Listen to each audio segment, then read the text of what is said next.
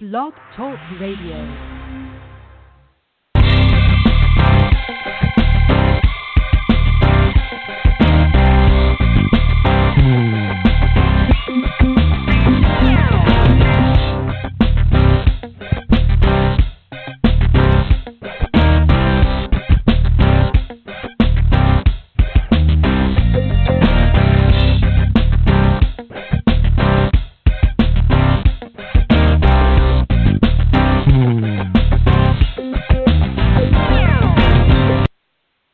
Well, greetings, everyone. It is Tuesday night, and that familiar slap of the bass means it's time for the Dog Pound with K9 Boxing, presented by Tha Pugilist KOrner.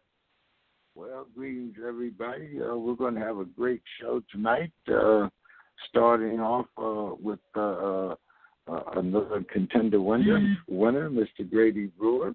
Then we're going to have Mr. Marlon Troubleman Thomas on. Along with the young boxing phenom, Miss Latoya King, as well as finishing off with King Mo. King Mo knows a lot about boxing. We're going to talk some boxing with him tonight, strength and conditioning and so forth. And if you want to look for more, shows with King Mo, you can always catch us on Monday on our MMA show. We're looking forward to having him in there 2 weeks from now. But right now, let's get Mr. Grady Brewer on the line, and then we'll talk to him, and of course, our host, Mr. K9 Bundrage. So let's get this show started. Give me a minute for Mr. Brewer.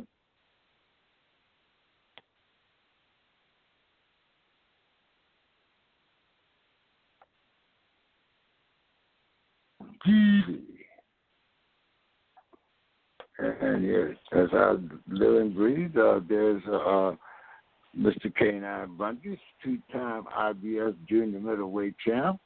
K9, what's going on tonight? Hey, what's going on, my guy? James, you good? Oh, everything is good, man. Out here in Cali, weather's holding out pretty nice. How's things going up there in Detroit? Y'all got a heat wave or what? Man, it's snowing.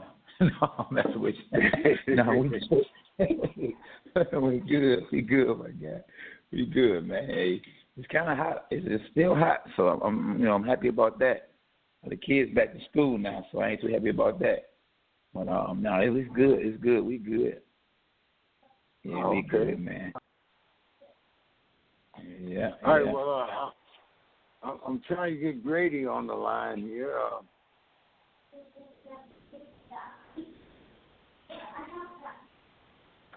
So, what season was it that Grady won? He won season 2. Yeah, season 2. That's your guy, season 2. He won the season I was on. Season I was on. I don't know. He doesn't seem to be answering. It doesn't seem to be answering right now. He might have forgot about us. Man, we can't look. You know, some fighters get like that, boy. They get a little older, man. You know, them shots get to add now. That's my guy. That's my guy. I hope that ain't so. You know, say it ain't so. Say it ain't so. Well, he hasn't answered yet. I'm gonna keep trying him. But K9, we always ask you what's going on up there in Detroit. Any tournaments, any professional boxing news? Yeah. Well, I know. We got a few fights coming up. One, I believe it's maybe end of September. We got one in October. I know we got Leonardo Cole trying to Grady fight one of our local undefeated fighters. The word isn't out yet, so I want me to scream about it. But it's supposed to be a good fight, you know. I noticed that a lot of the fighters in the city of Detroit, they fight against each other a lot, and it brings a lot of people out. So what the promoters do now is they try to get maybe a veteran, someone like myself, and who got a good resume, who want to fought on world championship levels to fight against an up and coming guy, and so they hype it up, and then it brings the crowds out. So we got that fight coming up in October the 26th. Then I have a fighter that I managed that's fighting on that same card. His name is Dwayne, called himself the Gladiator Williams. We got the qualifiers are about to happen for the amateurs, September 6th, I believe, through the 8th. My son is not going to be in it, unfortunately, because he ended up getting an injury. So we just gonna go straight to the nationals, which would be in October in Tennessee. And it's always news in Detroit. When you talk about Detroit, there's always something going on.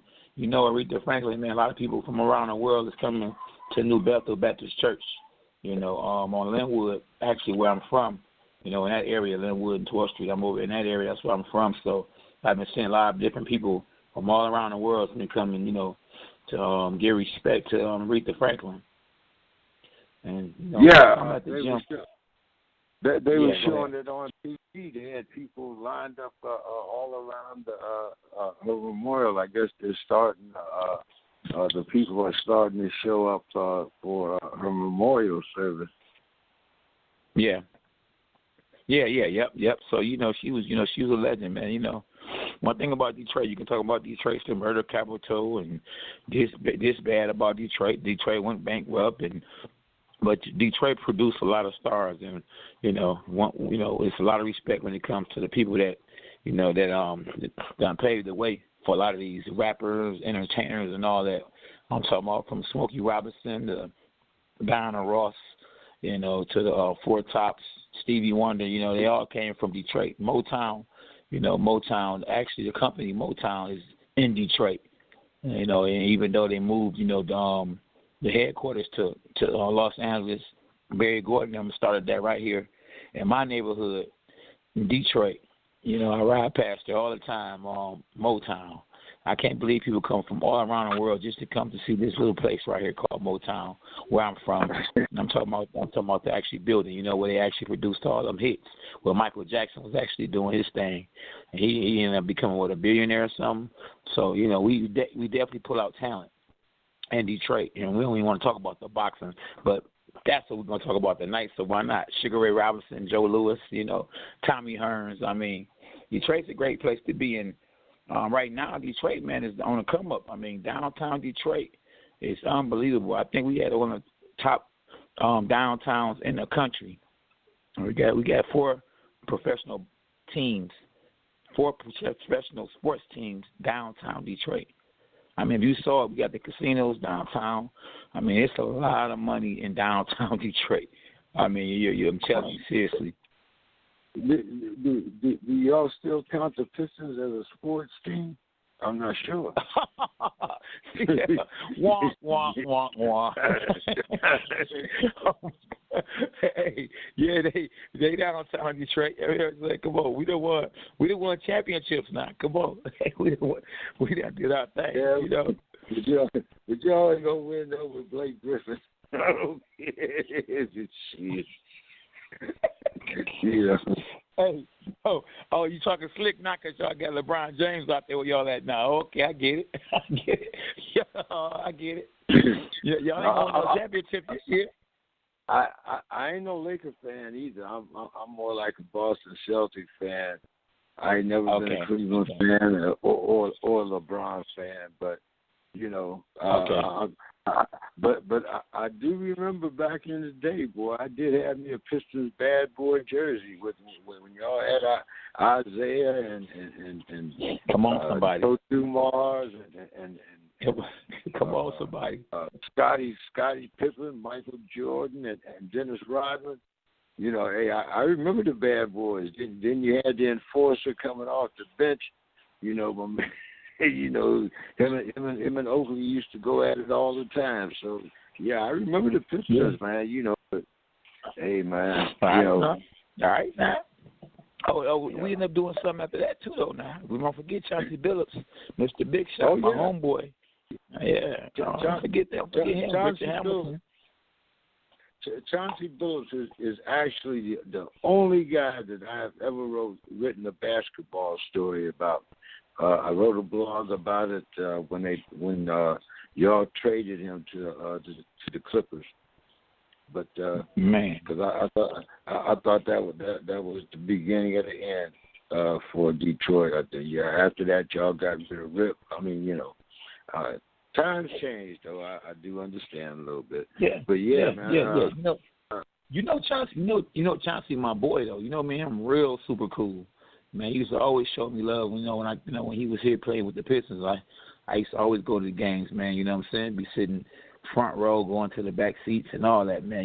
Chauncey Billups, Rodney Stuckey, Richard Hamilton, all them guys. Them was my boys, Okay. All right. Yeah. Hey. Yeah. Straight homeboys. All right. Yeah. I'd love to get in contact with Chauncey now. Like I said, he was one of my guys, man. I always, Chauncey gave it all when he was out there on the court. But speaking of giving it all, man, we talked about it Sunday on the show. It doesn't seem like Grady's going to pick up. I don't know. If you want to try, you can. But I was really thinking about Sunday, actually Saturday, when we were talking to Ronnie Shields about the heavyweight that just walked out of the ring. Oh, my goodness. What did you think about that, K9? Man, he had to use the bathroom. He couldn't. Yeah, he was the bathroom, man. You know what? I think he forgot his phone. He didn't want nobody to steal it. It was a new iPhone. He had one of the iPhone 10. Huh? Yeah. I'm trying to give him a benefit of the doubt because no one has ever saw nothing like that in boxing history. I was actually reading up on that too, and it was crazy that man actually did that. And we ain't talking about a lightweight or no featherweight. We talking about a huge guy. We talking about a heavyweight. Walked out the ring like he was scared to death for the next man, like you saw his videos, like he just was just terrified, petrified. I know Nate. Go ahead. Yeah. Now I was just gonna say I know Nate Campbell trained him, so that was like a bad look for him. So he had to clear his name up, man, letting people know that, that wasn't him, because he ever go through something like that again, they're going to be like, man, Nate is a jinx. They're going to blame it on Nate, even though it ain't even his fault. Well, see, now, there's two stories, and, you can go back and check Sunday's show. We have it on the archives. We talked to Ronnie. The first story was that the guy's wife, the gentleman that walked out of the ring, his wife went to Ronnie's fighter before the fights even started. I think it was after the weigh-in, and asked for him please not to hurt her husband. Now, the husband is in the fight business.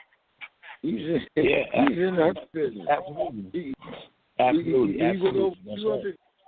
He weighed over 250 pounds. He signed the contract. Absolutely. And it's not like this guy is 35-0 or something like that. I mean, he's just starting. He's only he's only 5-0. He's 6-0 now without having to throw a punch. And the other was that they came to him just before the fight and told him that his purse was going to be reduced by 80%. Yeah. Now, absolutely. Now, K9, once a contract has been signed, can a promoter or somebody come to you in your dressing room and say, hey, man, we're not going to pay you this, we're going to pay you that now? I mean, just throw Nah, the contract out the window? Nah, legally you can't do nothing like that. You know, once you sign a contract, the contract is what it is. I mean, even a fighter has to know that. Why would he be in the ring with his gloves on? I mean, if you're not gonna fight, you should never be in the ring if you're not gonna fight. Once you're in that ring, you know you get obligations to the fans, to yourself, your wife, your kids. You know, you're on a promoter to go out there and fight. You know, this man embarrassed himself in front of the whole world. The video went viral. He's never, he's gonna never be able to come back from that. You know, he's gonna have to change his whole identity. You know, he's gonna have to do like Mr. Cage did and do face off. You got to change his whole identity because, that's not a good look at all. It's terrible. I mean, even if you were scared, I done saw guys fight Mike Tyson, and when Mike Tyson threw a punch at him, they would just hit the floor, and he didn't go straight to the bank. I mean, he could, at the worst, he could have did that. But to just leave out the ring, I mean, it looked like he was starring in a new Rocky film. What's that movie that just came out? Rocky is coming out now. Apollo. Creed.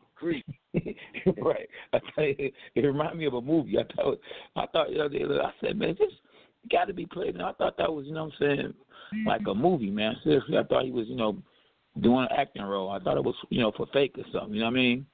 Seemed like somebody told him to do that. It seemed like it was scripted, But I mean, I don't know. Now, once again, I'm not a fighter. I don't know how this goes. But if he walks out the ring without throwing a punch and you get disqualified, does that mean that you don't get paid also? Yeah, you don't get paid at all. Your job is to fight. If you don't go out there and you don't fight, they can hold your check. You don't get paid. He don't get paid. I read up on it. Like I said, I looked at the interview that Nate Campbell had, right before we got on the air tonight, and Nate Campbell said he's not getting paid. He ain't getting. He trained him. He ain't getting paid. Nobody's getting paid.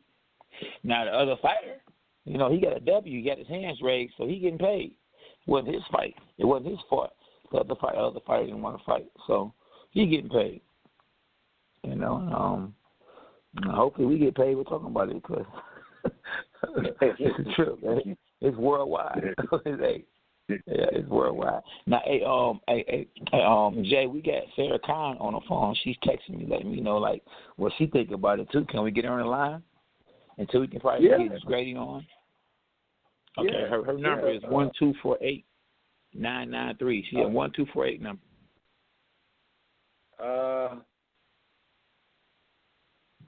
Is it a 248 number? Yeah, 1248. I think this might be. Hello, is this my caller from the 248? Probably. Yeah, that's her. Hi. That's her.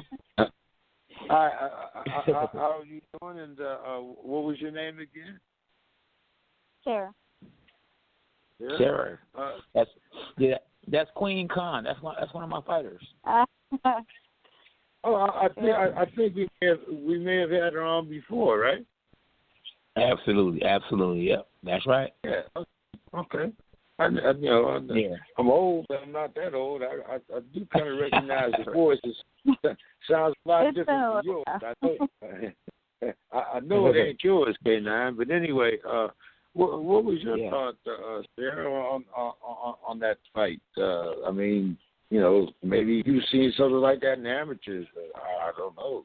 No, that was ridiculous, and I wanted to find out what was going on, and I don't know how accurate the stories I was reading were, but they were saying in a post interview or something that he was saying he wasn't getting paid enough for that fight, so he planned to walk out. But I don't know how true that is.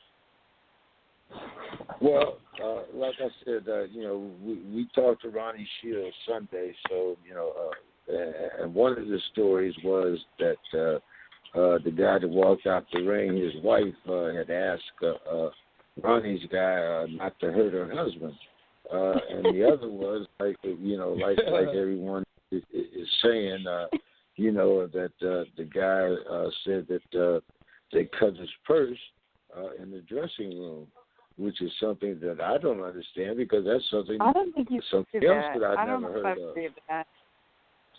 Yeah. Wow. Yeah, that's crazy. But anyway, that was. What did you think of some of the other fights that were on there, Sarah? So on the night? Yeah, Ronnie had another fight on there. I believe he was a welterweight, Sogalo, something like that.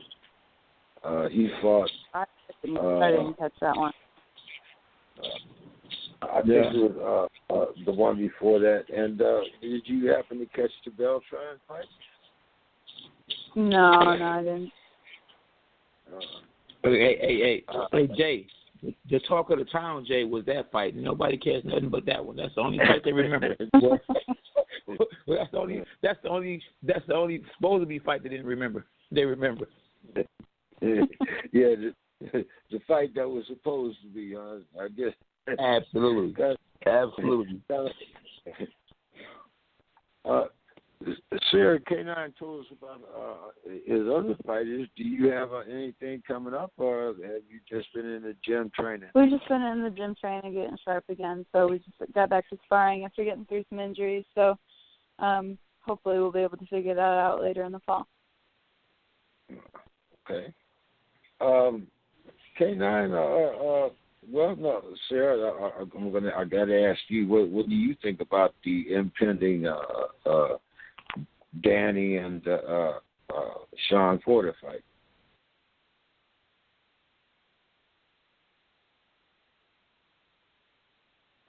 Hey, Sarah? Sarah?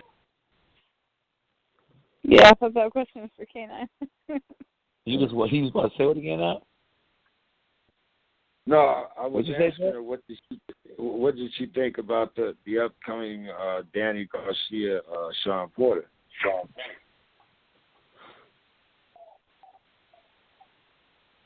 Sarah? Yeah. Yeah. Do you know who those guys are? Because everybody that's a fighter don't watch boxing. I don't know. I know she got to know who Danny Garcia and Sean Porter is. I do, but I don't really follow them as fighters, so I don't really. Oh, okay. Sorry. Okay. Hey, James. Hey, James. It seemed like she was doing us like that fighter did. She walked out the ring on that one. I was like, where'd she go? Hey, man, I'm not getting paid for this. I'm not getting paid to answer that question. Right. Yeah, that's going to be a good fight. Man, that's going to be a good fight. Normally I'm at those kind of fights because I know both of the guys, and it's right up the street, at the Barclays. But I just don't think I'm having enough time to actually go ahead and prepare to go to that fight right there. I would have to cut everything out that I'm doing to try to go to that fight. So I don't think I have enough time because it's actually going to be on the 8th.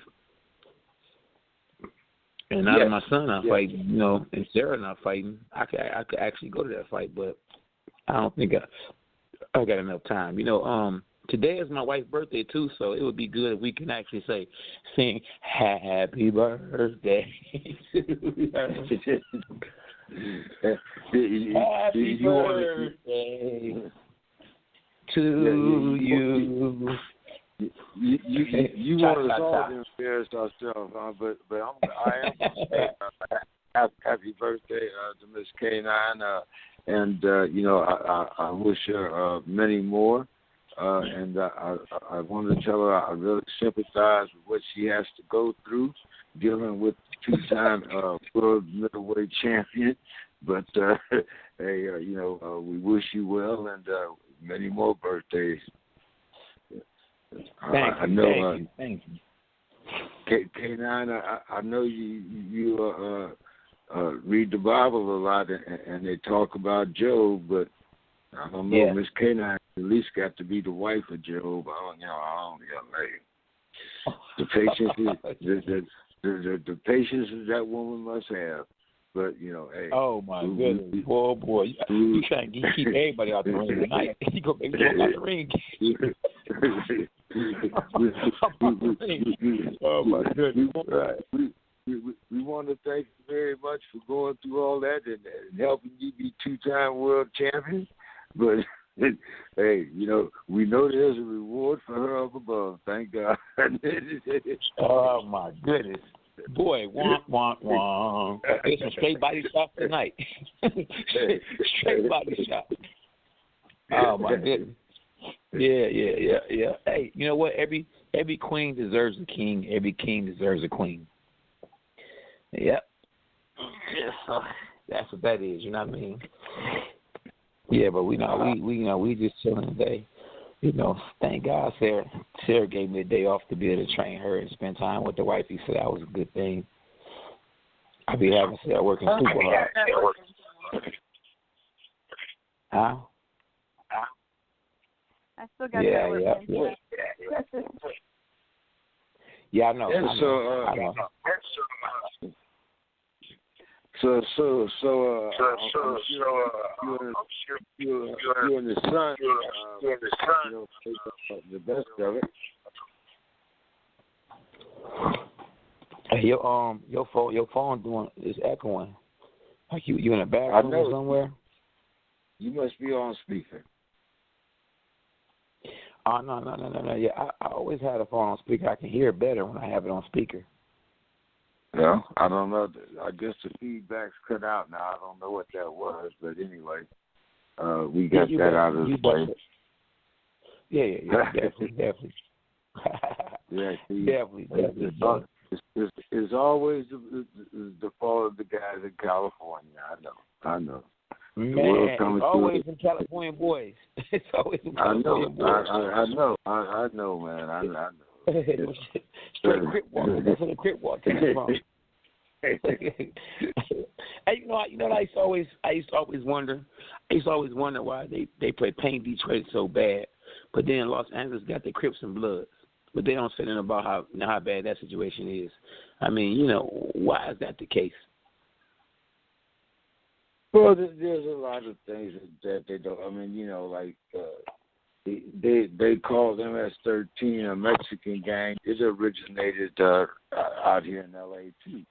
And then they deported them back. But the original MS-13, it started out here. I mean, it's just like everything else. I mean, here in San Diego, we got our share of gang violence and whatnot. But it's not as just pronounced as maybe some of the places back east. But believe me, it's not because it doesn't exist. I think exactly. We're going to get Mr. Thomas on the line. Can Sarah stay on? Because Sarah, my bodyguard, is she still on the line? Yeah. Hey Sarah, he gets acting up. Sarah, you gotta hit him with that body shot, the overhand left. Don't tell everybody about my overhand. Let them find out. Yes. Yeah. See, I can slick tonight.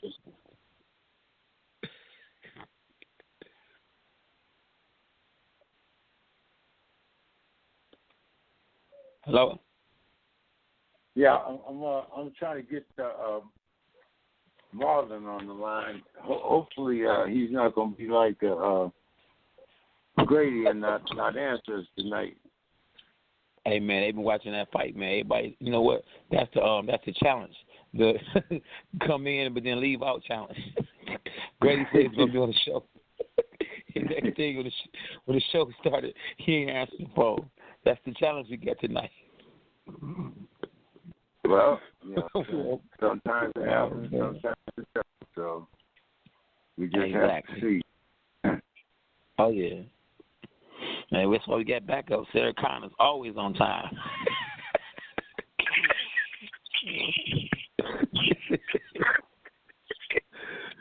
Yeah, man.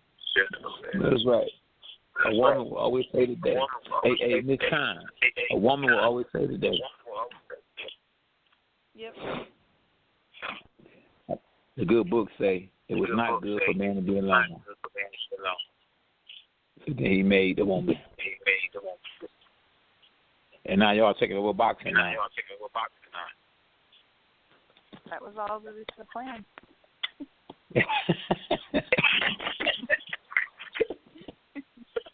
What? Hey, answer this. Can y'all hear my phone doing double talks? No, that's just you being crazy. Okay. Now I'm here. I can hear echoing on my line. Yeah. James, where you at, man? Hey, Sarah, remember that song called "Walk It Out"? K9, you still there?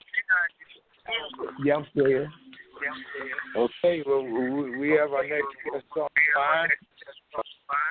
line. Mr. Marvin Thomas. Mr. Thomas. Yes, I should call you Trouble Man. How you doing tonight, sir? How you doing? Trouble Man. Doing pretty well. And we were talking a little bit about, back in the day and whatnot. So a lot of people don't know you or unless they're really Detroit historians. Tell them a little bit about yourself, your career, and what you're doing these days. Right now I'm retired. I'm training some kids, amateur kids, giving back in the city of Detroit. And as a fighter, I did a whole amateur career and I did a professional career. The amateur career, I want to talk a little bit about that first because we notice now that, in the current situation, a lot of it is pay as you go. It's not quite like it was when you were in the amateurs where, you went through the Golden Gloves process or you went through some elimination process and you managed to build your rankings up and you go from tournament to tournament. What do you find the biggest opposition to training these kids on an amateur level? Now, today, what makes it different of old and to new, the old way was there was a whole lot of more gyms. There was a lot more going on with boxing. There was a little bit more money into boxing where you can get a kid to come in and be stay in the game 2 or 3 years. He can almost have 200 or 300 amateur fights because there was always some amateur fights. And you get a kid the trophies and the medals, they always want to get them. So it's glued now. It's so spaced out. You might have a kid to fight one show fight, but then you got about 6 tournaments that the kids have to get ready for, and then they fighting people out of the country when they get to the nationals or whatever. And you got to have some experience to go through that to be able to beat a guy in the nationals like that. Because you might have 20 fights and he might have 220 fights. But the level of the competition by you having fights all the time and you putting yourself to the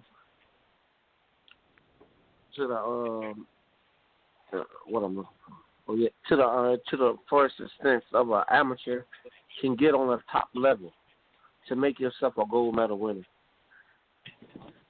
How much when you hear things like what's going on with the Olympics now, where they're talking about possibly not having the Olympics, boxing in the Olympics, and then as I said, you're on a pay per go basis rather than being able to win yourself from one tier to another. Talk about how that influences the coaches' decisions on which kids are kind of going forward since he has such limited resources. Well, that game right there, it really you can come in off the streets and turn pro. It's all about, do you want to win a gold? I mean, do you want to win a world title, or do you want to be a gold Olympic winner? Because this game right here, you really only you can walk in off the street as long as you 18, you can go get you a pro license, and you pro. It's just that easy.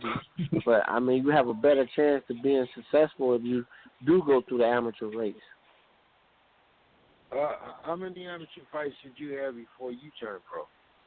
Man, I had so many fights. I had to say I had to be in the amateur. I got to have over 400 and some fights. Wow. Oh, 400? Wow. And when you look at sparring back then and you look at sparring now, what do you find the biggest difference? Is it the safety factor? Is it the fact that maybe you guys were more skilled? How do you equate the experiences that you had as a 400 plus bout amateur, and the fact that you'll have kids that maybe only have 100, 150 fights or less and want to turn pro? We're going to say 150 fights. I think a person with 150 fights should be able to turn pro, if that's what he chooses to do. Because to me, it doesn't matter how many fights you got, because I believe K9 probably had about 15 fights, if that, and turned pro. I think he had 10. Or it was 10. Yeah, I knew it was close. I knew it was close because I remember when he came in and they pushed him and he took the stage on, and now look, he's 2-time world champion. Trouble, man. So it don't really matter how much time you got in. It's all about, do you believe in yourself? How much will you got to go through? Absolutely. But talk a little bit, about confidence and a coach's point of view, because, when you talk about a guy that's only had 10 amateur fights, I mean, you're talking about a guy that had to be, pretty special. Like you say, usually, fighters have 50, 100 fights before they turn pro. So K9's kind of the exception. But what do you look for in an amateur fighter, to let you know that he has those professional instincts, and that this is possibly something that might be part of his future? Oh, I mean, like when you see a kid for the first time, you can see if he tuned in, if he's looking at you in a way where he mesmerized, or he looking at you if, okay, I'm just going to do this for a split time. You can almost see it, because whoever take to it, the style a little bit better, you can see talent. You can start seeing it off the list on how they move their feet or how they throw the first punch. And if you teach them to do it 3 or 4 times in a row and they get better and better, then you see, you say, well, this kid got some potential. And then if you got this meanness, you can see a kid with some mean structure anywhere. You say, well, he might can deal with this boxing, because you got to be able to be tough and take it to be able to dish it back out. So, you start saying, well, yeah, I think this kid going to be it. And sometimes it might be the kid that don't be aggressive, that really just can do it, just gifted. So it's kind of a toss. It can ways in both directions. But the whole thing is, I feel like, and I always said to myself, you can't choose boxing. Boxing have to choose you. Absolutely. Very interesting. Now, let me say something. James. Go ahead. No, go ahead, James. I don't want you to forget. I know you be forgetful of them little headshots, so go ahead. What I wanted to ask you, Coach, where are you working now? And are you working with any particular age group, or are you working with anyone that we should possibly take notice of coming up through the amateur ranks?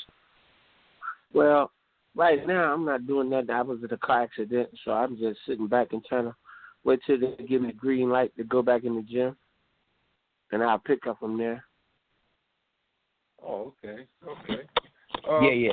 Hey, now, let me say a little something to the people now, so they can know exactly what I know about Mr. Trouble Man. First of all, hey Trouble Man, I don't know if you know Sarah Khan. You know, it's one of my fighters. Are you still alive, Sarah? Yeah. Yeah. Okay, now I want to introduce you. Hey, Sarah, do you know Marlon? Marlon, you know Sarah? Yeah. Oh, well, she said, yeah. Marlon, you know Sarah? Yeah, it does. Yeah. Okay. All right. I want you to know she's on the phone. Now, let me tell the listeners that's listening in. Now, when I was 5 years old, I used to stay down the street from Crunks. So, well, no. Let's not say 5. Let's say about 11 years old. And I used to go up to Crunks, man. I used to be seeing this guy with this Jerry curl, knocking everybody out. That was Tommy Hearns. And, you know, he a grown man, so that really didn't catch my attention as much. But the news stations out there, so that kind of caught my attention a little bit. But I was looking at this other guy, which is this guy on the phone right here, Marlon Thomas. I was like, man, who is this guy right here? This guy was my age and was knocking grown men out. I couldn't believe it. I was like, man. Marlon was walking around. I was like his tail. I was walking around right with him. Wherever he went, I went. This guy was, hey, look, this guy got, you talking about some talent? Hey, James, you talking about talent? This guy right here had more talent than any fighter I ever saw to today. I mean, you know, you got people talking about this guy named Bernard Superbad Mays, how he was this great fighter in Detroit at Crunks. But I hadn't saw nobody ever better than Marlon Thomas. I mean, even Emmanuel Stewart used to call him the little hitman. He was, you know, the baby hitman because he was in a smaller weight class. It was going to be like Tommy Hearns or hitman. And he used to take Marlon to camps, you know, to help his other fighters to get ready for fights and stuff. And he used to spank them. He used to whoop their butt so bad that they would have to send him home because he gave them too much work. You know, work they couldn't handle it. Like Oscar De La Hoya, he gave Oscar De La Hoya a beat down. We talking about when Oscar De La Hoya was Oscar De La Hoya that fought against the great fighters he beat, like Chavez. Not the Oscar De La Hoya that Floyd beat. I'm talking about the Oscar De La Hoya that was great Oscar De La Hoya. And Marlon Thomas, Trollman Thomas, spanked him. I mean, give us a little bit about that sparring session, Marlon. Well, Oscar, it was a great experience for the level he was on. I think Oscar already had been like 3-time world champion. He was getting ready to unify with I think the kid name was Gabby Gonzalez, I think. And Manuel called me up and said, well, we need you to come up here to California and just do a couple of rounds. But a couple of rounds turned into 10 rounds.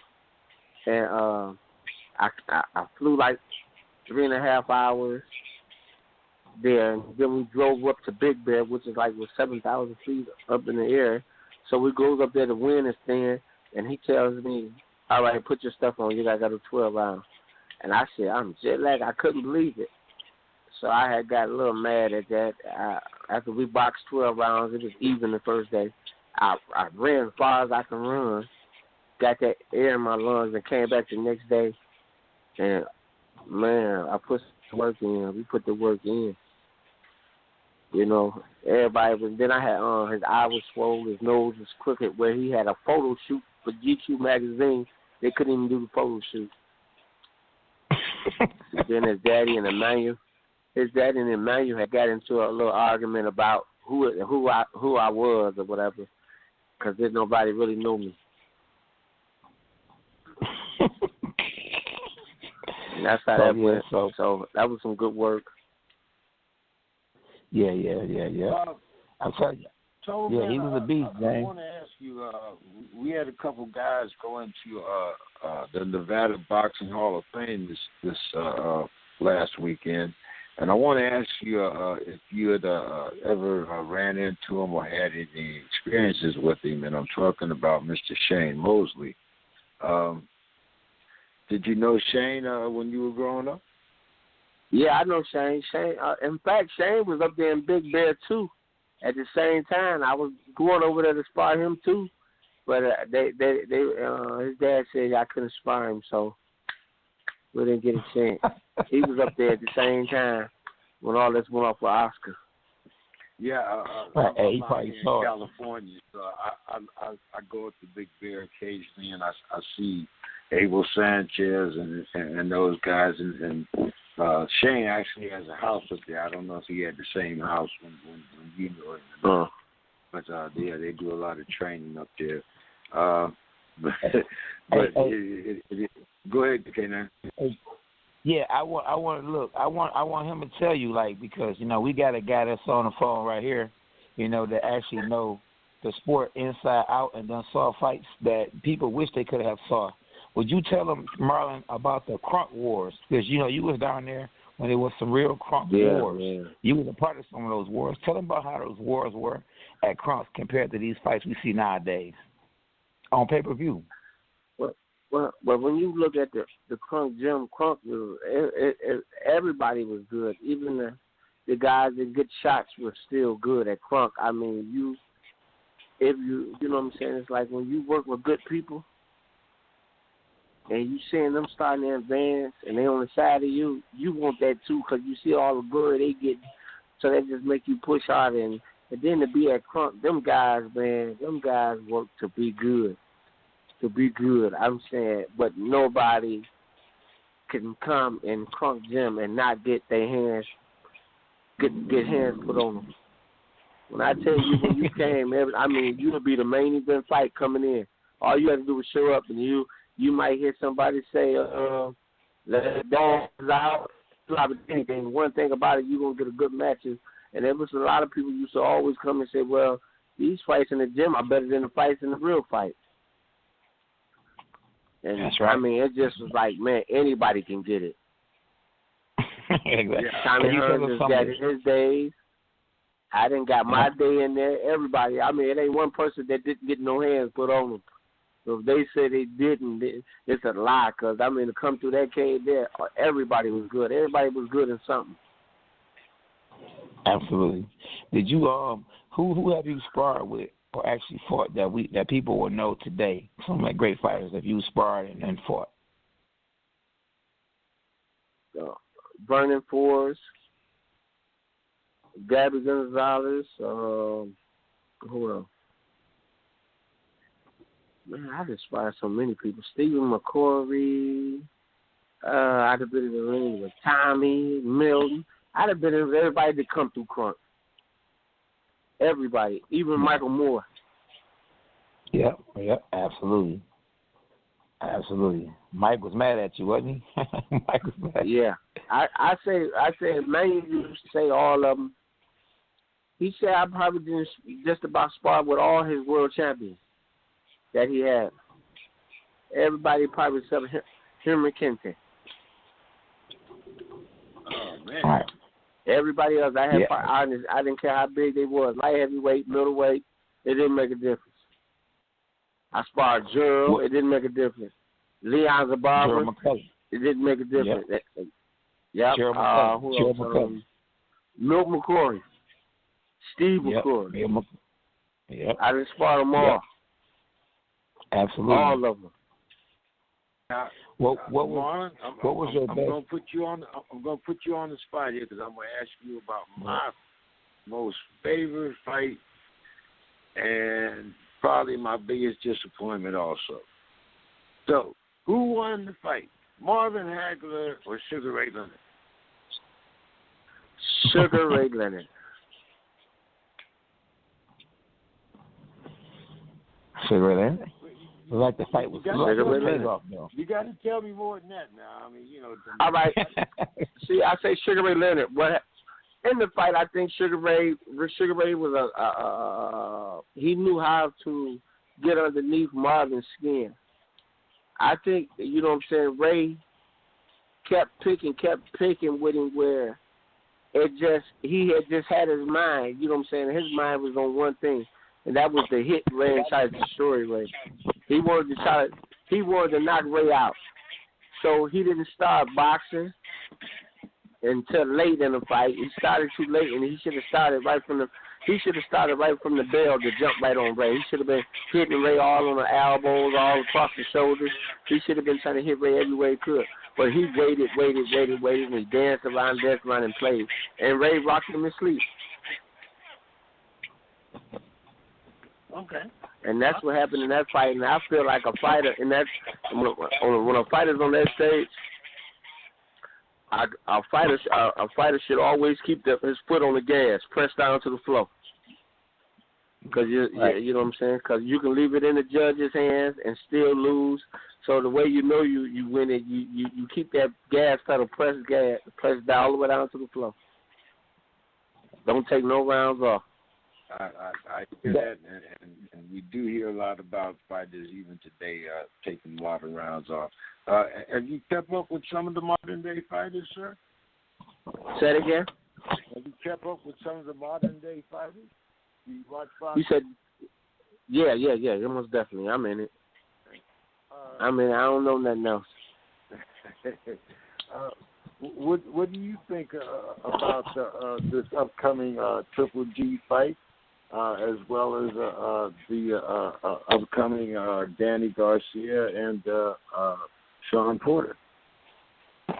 Well, the first fight, I think the Triple G fight is a joke. I think it's a joke. I think they just trying to. I think they're just trying to rob the bank.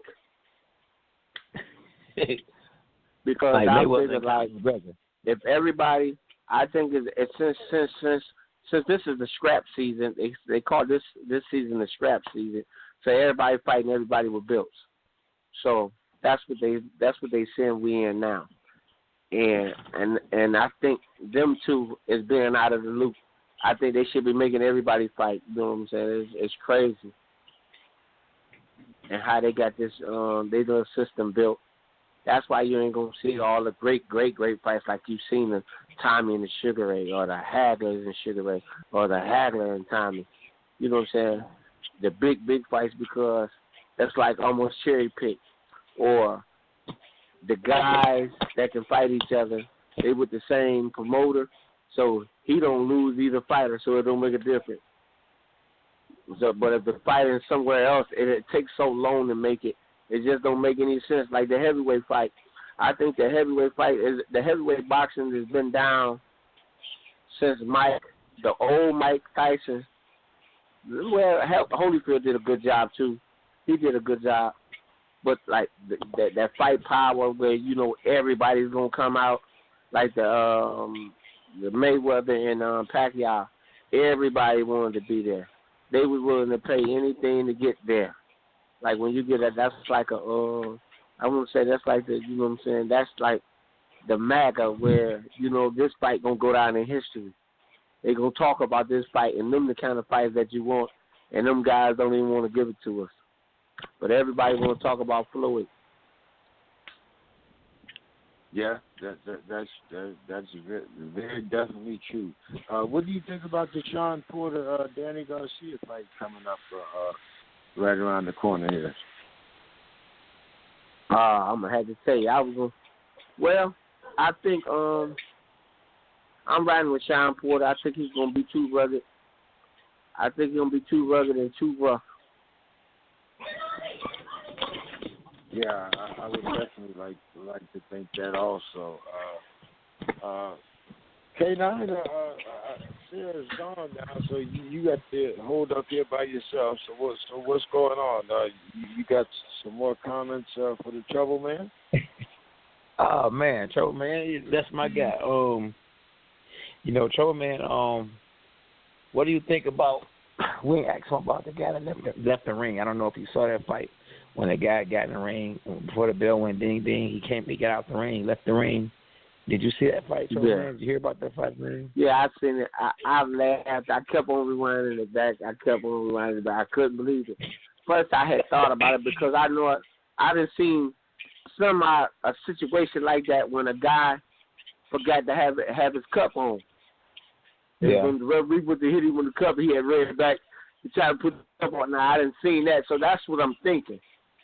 Then he ran it back, and then everybody's still confused in the corner, though. I said, well, the corner didn't run back with him because he got on the gloves. He can't put the cup on by himself if that's the problem. But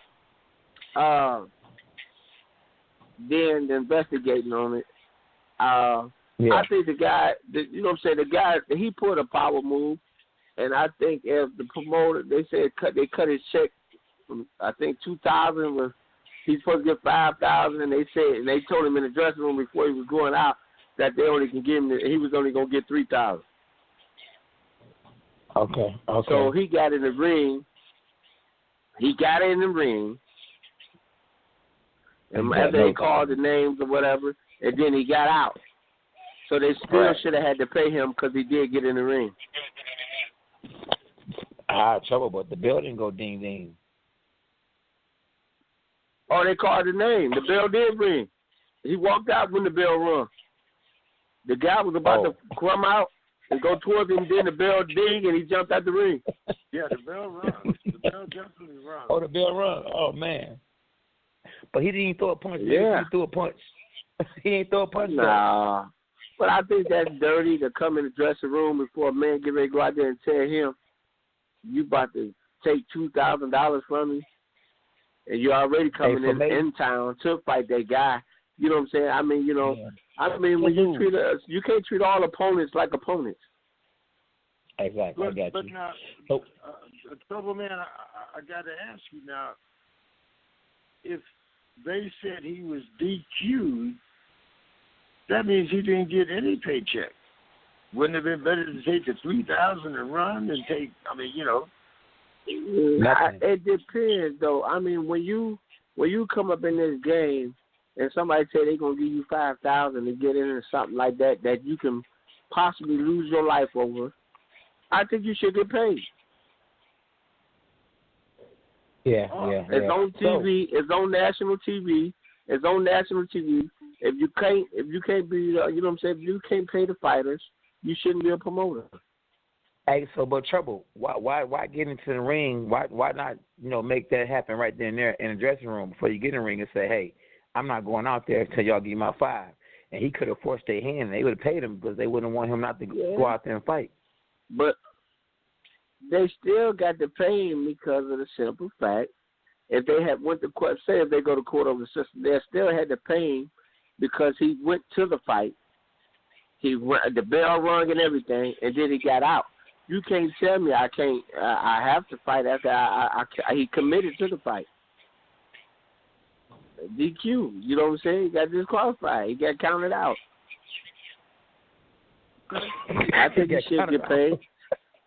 You think he should? Yeah, I think he should get paid. Paid.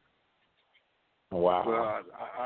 Because it's a lot of stuff that the outside really don't get inside the boxing.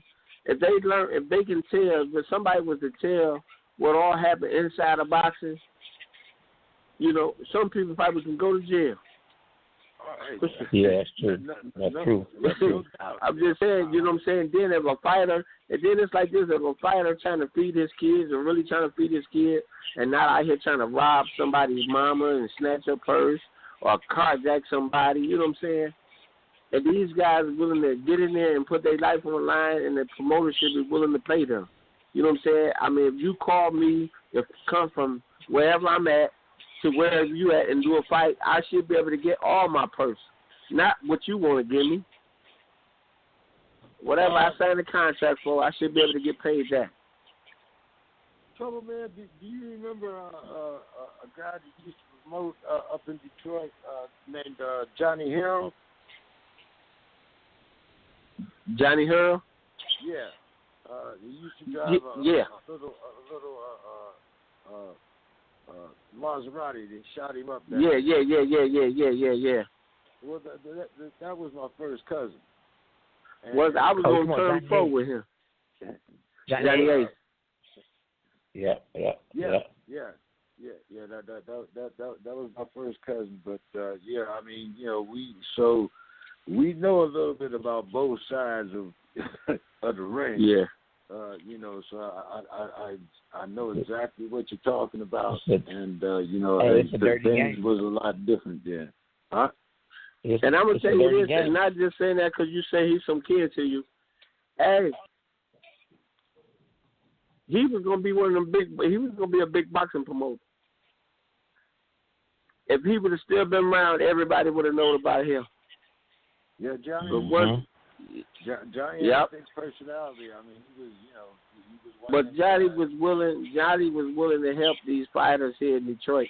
I can't say that for the people that don't know Johnny Ace or didn't get a chance to meet him. Johnny Ace was going to put a face on his boxing thing for him because his name was starting to ring then. His name was starting to ring then, you know what I'm saying, in the boxing world, you know what I'm saying. I'm just saying he had some great fighters. He even had Stevie McCoy, one of the fighters that Emmanuel had that helped show me and mold myself. So, I mean, you know what I'm saying? He was growing. He had time. He had Tom Boom Boom Johnson. He defended the featherweight title 13 times. He made history successful. Absolutely. Johnny Ace had him, and Johnny Ace had him. And Johnny Ace was a little red. Johnny Ace had a lot of great fighters that was moving. I mean, Johnny Ace said he had some fighters. Right. Yeah, it was during the golden age of boxing up there in Detroit. Sadly, his life was cut short. But his son owned a gym though. I'm not trying to cut you off, but his son owned that gym over there too, World Best, Marlon. Yeah. You knew that, didn't you? You knew that? Yeah. I said, did you know his son owned that World Best, the boxing gym World Best? No, I didn't. My little brother, who's actually a musician, they were a lot closer, and although we recognize each other as family, we were, Did you know it? Did you know it, Trouble? Yeah, that's how we got the gym together. Okay, absolutely, you did know it. You didn't know that? That's how, we ended up getting the gym together. I got it. Yeah, at that particular time, I was going away. I was away on vacation, and I hadn't come back yet. But I was going to be one of his bodyguards.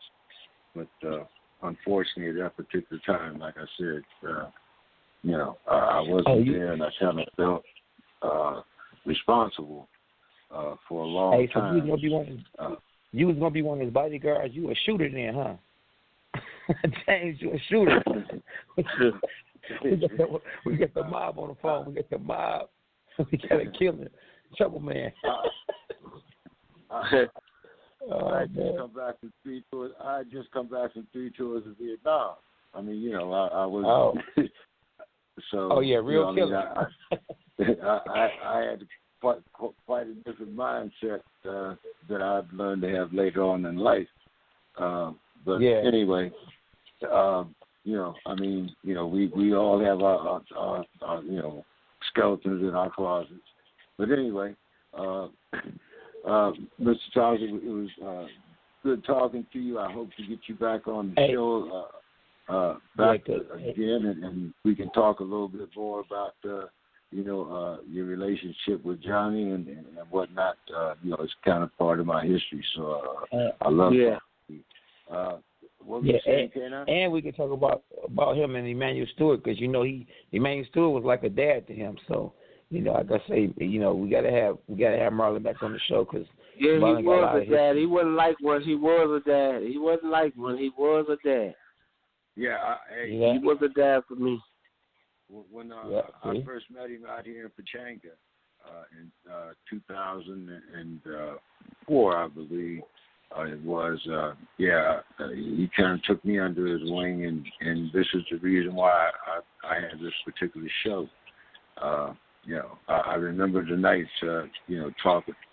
One thing about Emmanuel, all you had to do was say hello, and the conversation took off from there. You didn't have to say other words, because he had plenty of boxing stories and words of wisdom for you. He talked about the guys that he cooked for, the guys that were in the house. I mean, we could probably all sit around for hours and talk about things that we've learned from Emmanuel Stewart. Yeah, Marvin, I definitely intend to get you back on the show. Thank you so much for everything, and we hope that you get up and around soon. Go ahead, K-9. Yeah, I wanted to see if we can get his best Emmanuel Stewart story that he can tell us before he get off the phone, and then tell us his. We're gonna do that next show. We're gonna do that next show. But before I go, we're gonna do that next show. But before I go, I just want to tell you right now. My name is Emmanuel Stewart. Look here, and I'm gonna tell you, I'm the greatest that ever done it.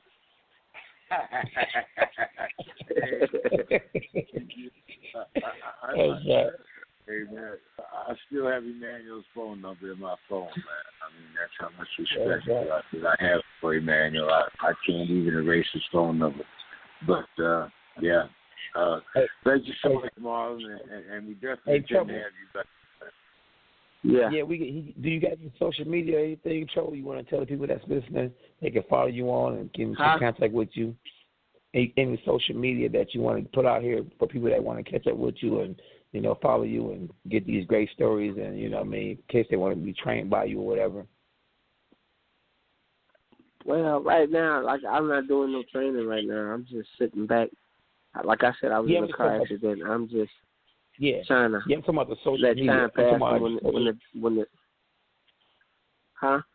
Any social media that you get, where the fans can follow you at or anything like that, No, I ain't on the web place. Nope.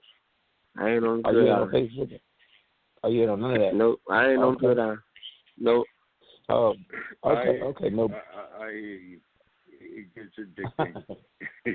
All right. But thank you so much for taking time with us this evening, and I'll definitely be in touch, and I look forward to talking to you. Thanks for having me. All right, appreciate you, sir. All right. Okay. Man, that was Mr. Marlon Thomas, Troubleman Thomas. I went to study and day. I was like, what the fuck is wrong with me? Troublemania, right? That was Troublemania. Yeah. Hey, James. Hello, James. Mr. Pugilist KOrner.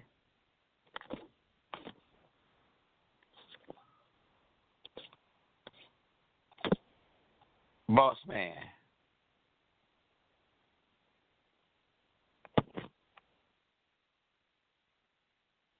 Testing. 1, 2, 3. Oh man, I disconnected Milton and everybody went off. I mean, I don't know what happened there, but what's up? Yeah, I'm here now. I was there. Yeah, huh? I said I disconnected Marlon and everything went off. So we got to get I didn't know what happened. But I thought you came into the ring, man, and then left out. No, that's one thing. If I come in the ring, I'm gonna finish my task. Might not be no ring left. I'm gonna finish my task. Right. Oh yeah. Yeah. Marlon got a gang of knowledge, man. He one of them guys that's been in the boxing game, man. I think he might have started boxing. He was like Mayweather age, like 3 or 4 years old. Yeah. Definitely. I think I remember, like I said, just talking to Emmanuel, I'm sure I heard some stories about Marlon more than once. You had to. Yeah, you had to, because like I say, that boy was a bad man. I mean, if you came to the gym and just saw him spar, if you had any kind of money, you was going to invest in him right away. Anybody that ever saw him spar that had money was trying to manage him, was trying to be his promoter, was trying to be, involved with him, affiliated with him in some kind of way. But right now, K9, we do have our next guest on, and this is Miss Latoya King. How are you doing tonight, Miss King? I'm doing all right. How about yourself? Thanks for having me. No problem. Tanya, let me go ahead and rewind that. If I'm not mistaken, he said, right now we have our next guest, Miss Latoya King. It's Latanya King. Hey, James, you gotta put your glasses on, man. What you reading? What you reading? Well, hey, now, the way that it's PO. You on the East Coast, man. You on the East Coast. You on the East Coast, man. Quit all that. ain't no California love here in Detroit. K9, I think you forget, man. I grew up in Youngstown, Ohio. You might want to look at our history. You know, I came to California. Okay. I came to California. Hey, you know what? You and LeBron James got a lot in common. Because y'all both grew up in Ohio and went to L.A. Straight sellout.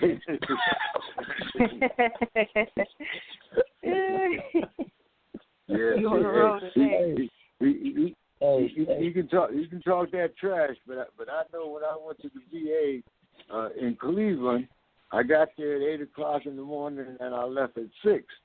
When I go to the VA out here in California, I get there at 8. I'm home at 9:30.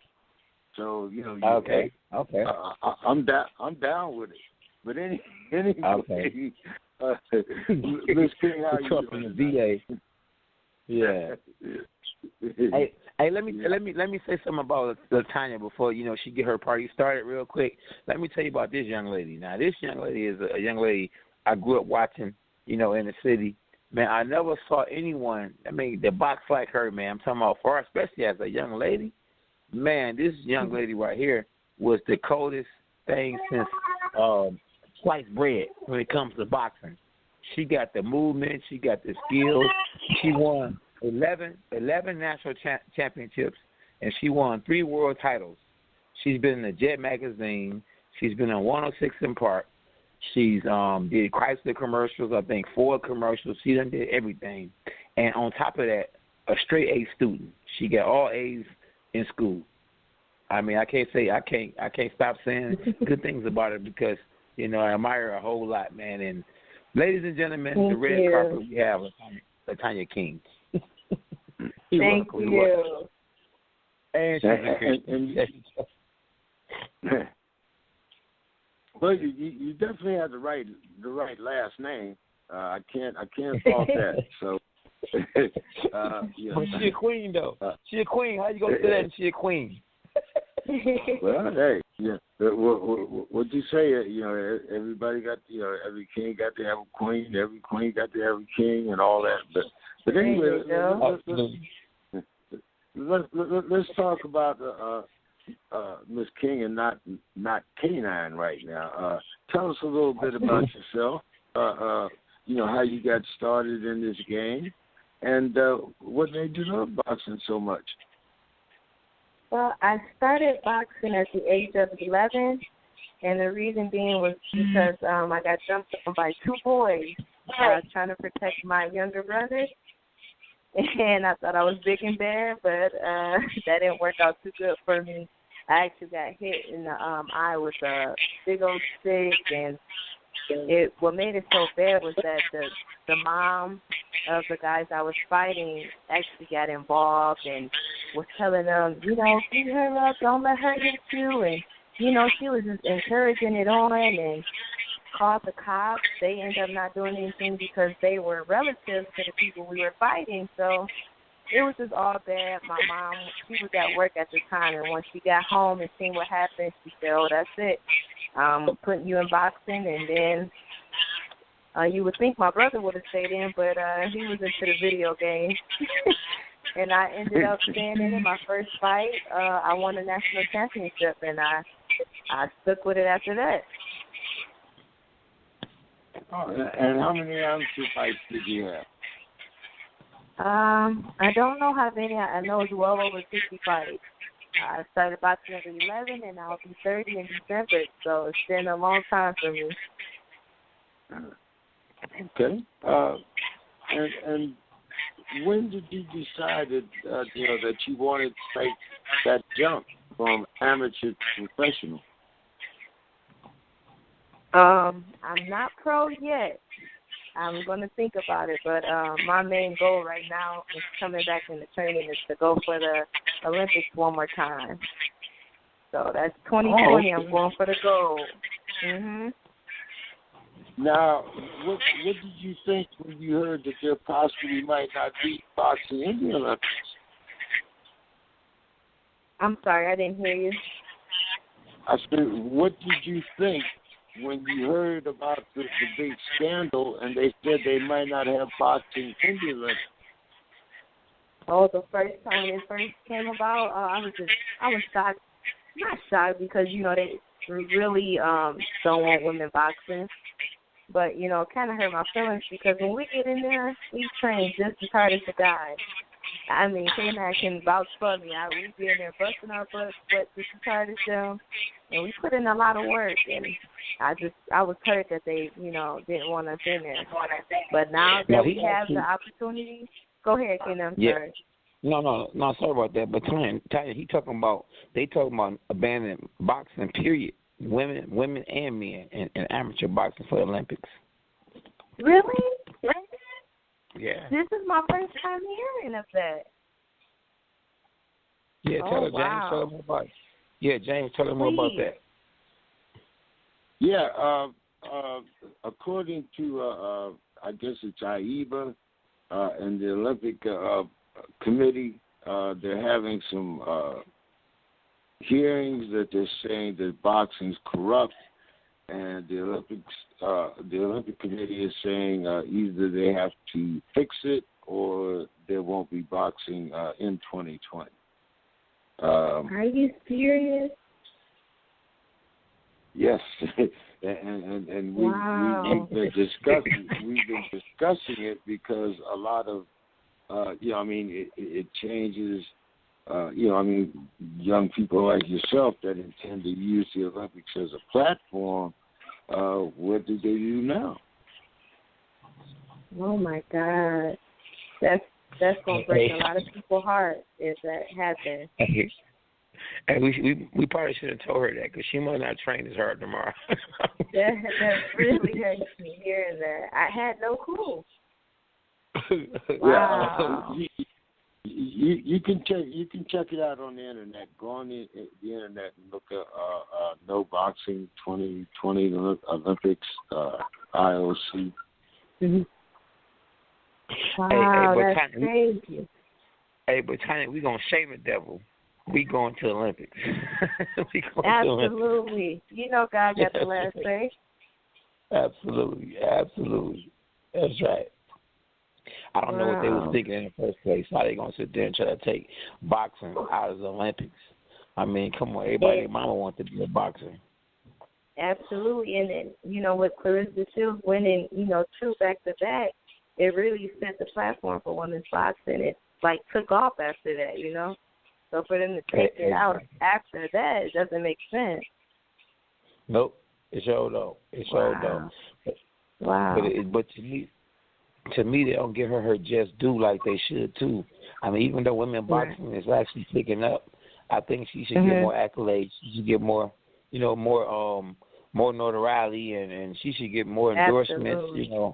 For all of what she's done. And, I mean, I think she was the only one from the West to actually take home a gold for male and female. So that's big. True. That's big. Yeah. She deserves it. She worked hard for it.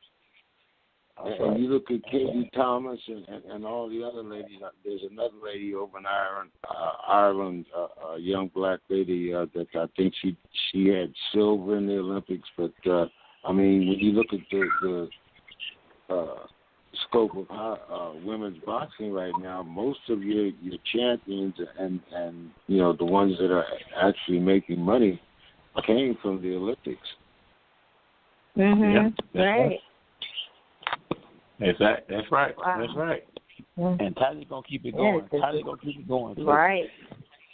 Tanya, before it was any of them people we talked about, man, it was a young lady named Tanya King down at the original Crunk Gym. The only young lady that stood out. Yeah. No pain, no gain. No pain, no gain. So, Back in the game. So, Latanya, where are you working at out here in California? I'm sorry. I'm not in J-Man, don't laugh at this.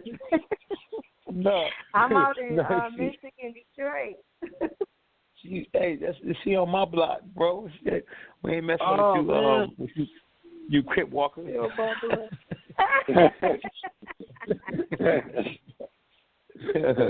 Ain't no California love. Hey, man. She stay here. Her mom and dad and them moved to Vegas though, and we kidnapped her so she wouldn't leave us. We gotta keep it here. She went. We didn't want her to do like Mayweather did. No. You would let her go to Mayweather's gym, huh? I've been there before. Yeah. Hey, that desert ain't no joke. That desert ain't no joke. It get cold out. It get cold out there at night too. Don't let the Saturday name fool you. Hey, so look, James, her trainer is actually her old trainer who actually taught her how to box is the guy that trained Madonna Stevenson with Sugar Hill, which is Emmanuel Stewart's nephew. Yeah, we know Sugar real well. Sugar used to come out here to Pachanga, anywhere Emmanuel went, Sugar was there. I mean, if Emmanuel had a shadow, it was named Sugar. Absolutely. Exactly. So she was the only young lady that was holding it down at the Crunk Gym. At one point in time, Sugar Hill had an amateur program that was banging. I mean, that's how I ended up getting Sugar Hill to be my trainer, because people were saying he wasn't no good trainer and he wasn't this, he wasn't that, because he wasn't on the pro level. But he had all the amateurs he was training. All of them was national champions, and I'm like, man, this guy got to know something. He's doing something right because they champions. So I got to actually start with me. All right. And she only won how many nationals? 11 nationals, 3 world. Only 11. We talking about only 11. And how many world titles? 3 world titles. 3 world titles. And didn't you qualify for the Olympics? In the last Olympics? I made it in the trials. I lost at one point. You heard that? Say that one more time. You made it to the trials and Olympics? Yes, and lost by 1 point. That's why I'm like, I gotta give it one more shot. I owe it to myself. Absolutely. So we got history on the phone right now. Latanya King, she's done everything in the boxing ring. How you like my new rap song? You hear that? Latanya King has done everything in the boxing ring. I see you.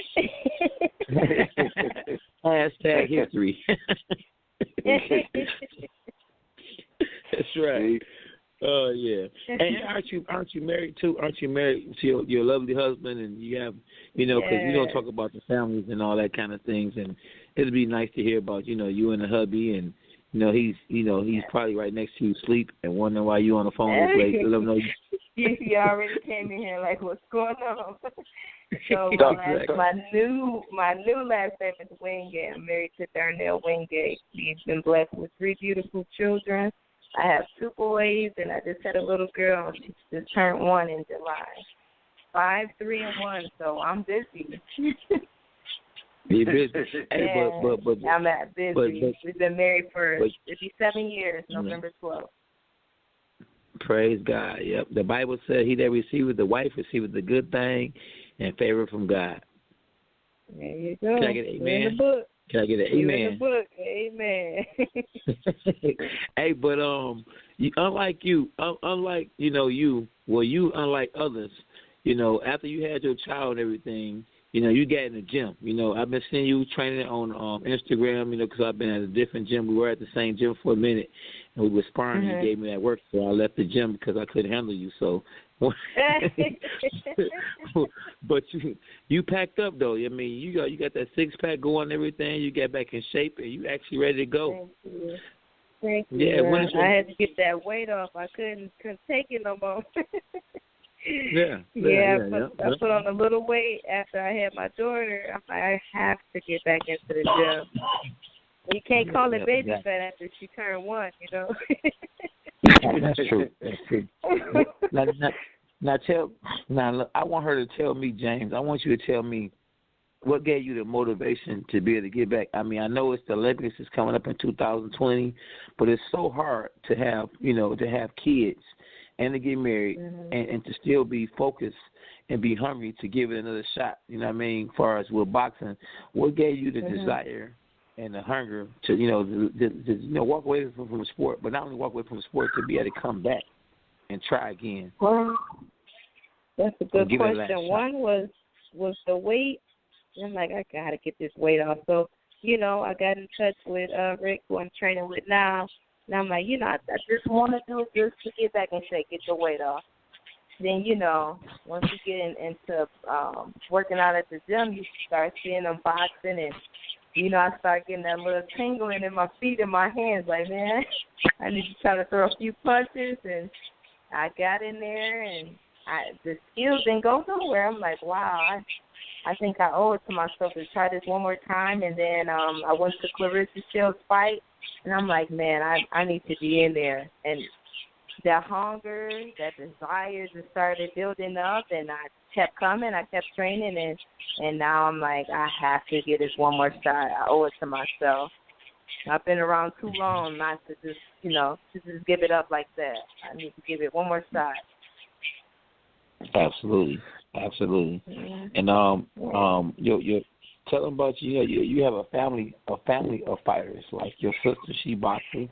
Your daddy did martial arts. I mean, can you give us a little history about your family? Yes, my family is big with athletics. Like my dad was in karate, a black belt, 3rd-degree black belt, and my sister, she was in karate. She went up to a blue belt. And my other sister, she was boxing with me, and she actually won 5 national titles and 1 world title. And then you have me. My brother boxed too as well. He won the Junior Olympics. So we're big in the athletic field. Exactly. It's a family affair. A family affair. Yeah. But Tanya, yes. You mentioned karate. We do have King Mo in the background here. King Mo, how you doing tonight, man? I'm good, man. Just chilling, man. What's up, John? What's up, King Mo? What's up, champ? What's up, champ? Yeah, how good? Everything is good. Tanya, before we let you go, why don't you tell everybody where they can find you on social media, and any final thoughts you have for our audience tonight? Well, they can find me on Facebook, SugarGirl729, or look up at Tanya Wingate. Instagram as well, the same. And look out for me 2020. I'm going for the goal. Thank you guys so much for having me. I appreciate it. Thank you, and we look forward to having you back as soon as we hear more about the Olympics. All right, now. Thank you. Okay, bye-bye. See you. Good night. King Mo. King Mo. I think you're out here in California tonight, right? Yeah, I'm here in L.A. right now. Praise God. You want to tell us a little bit about why you're out here in California? Oh, yeah. I got just some media stuff with Viacom. And they're going to do some filming for me and Kimbo Slice Jr., me and Lil Slice. we doing some filming out here, so we just doing the stuff at Viacom. Okay. Okay, well, I mean, everybody is kind of familiar with King Mo. Why don't you tell us a little bit about what got King Mo motivated to get in this the Hurt game? Even though you're in MMA, that's UFC. That's where you're known from. But tell us how you got into the combat sports. Man, growing up, I was always a boxing fan. And then growing up, played football a little bit in high school, but then I started wrestling in high school. State champion, got a scholarship, did my thing through that. And I was still a boxing fan, so I still watch my boxing. But then after the Olympic trials, I took second at the Olympic trials. Like, there's crossroads, you know what I'm saying? Like, I know what I was going to do. I could stay in wrestling or I could go do the fighting thing. So I decided to go the fighting route. And ever since then, I just stuck with it, man. I've been doing it for about 10 years now. And wow. I guess I'm going to ask you the obvious question here, but what made you choose to go to UFC rather than to stay with your boxing career? Money. And another thing is, like, I ain't had a boxing career. I was just a boxing fan. I watched boxing. I'd go to the boxing gym here and there. But the thing is, like, when I wrestled all year round. So I couldn't focus on my hands like I did my wrestling. So what I did was I was like, you know what, boxing ain't an option. Wrestling's where it's at. I'm just a fan of boxing. You know what I'm saying? Because it's not my world. But I've been growing up, don't really wrestle. You know what I'm saying? I didn't hit wrestle until I was in high school. But growing up, the baddest man had the best hands. That's why I was in the boxing. Because it wasn't about wrestling or choking somebody or slamming somebody. It's about throwing hands. And that's what made me love boxing. Wow. Yeah, real talk. King Mo. You know what? Somebody told me, like, man, K9, even though you got them short arms, you can make a lot of money if you did some UFC right now, some MMA. And I actually thought about that, man. I always told myself I wouldn't do it.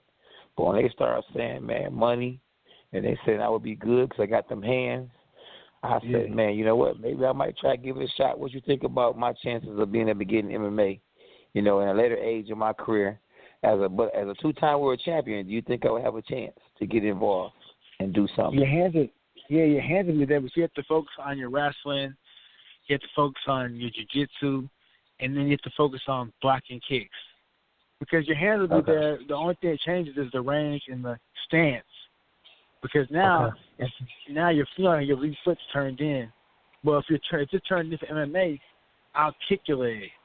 You know what I'm saying? Okay. Or I'll grab your leg. You know what I'm saying? So you turn your leg forward, so if I throw a kick, you can block it. You know what I'm saying? If I shoot, you can sprawl.